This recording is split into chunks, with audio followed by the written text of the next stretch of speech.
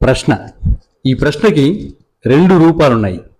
ఒకటి శాంతము, మరొకటి ఉద్యమము. ఇప్పుడు ఈ ప్రశ్న గురించినటువంటి విషయం ఇక్కడ ఎందుకు అని మీరు అనుకుంటున్నారు కావచ్చు. ఈ కార్టూనే దాని గురించి.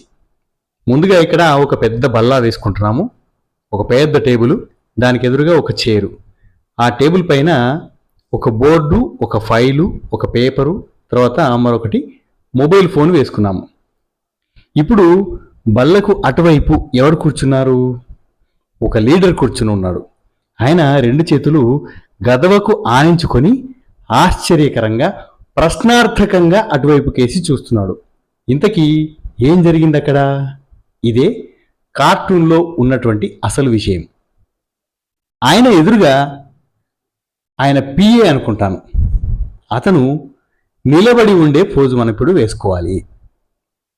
ఈయన సావకాశంగా, ఎలాంటి ఆందోళన లేకుండా ప్రశాంతంగా ఏదో చెబుతున్నాడు అటుకేసి చూపిస్తూ.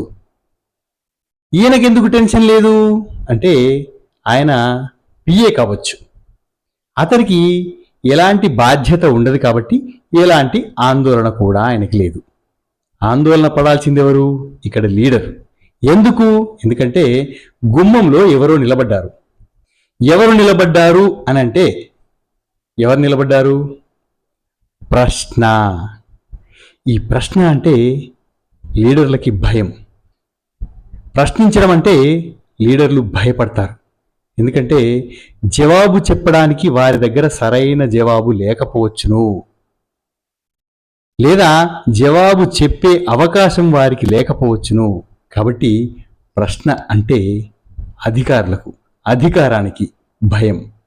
ఇదే మన కార్టూన్లోని అసలు ఉద్దేశం. ఈ కార్టూన్ ఉద్దేశం నెరవేరింది అనుకుంటే మీకు నచ్చితే తప్పకుండా లైక్ చేసి మీ అభిప్రాయాన్ని షేర్ చేసుకోండి.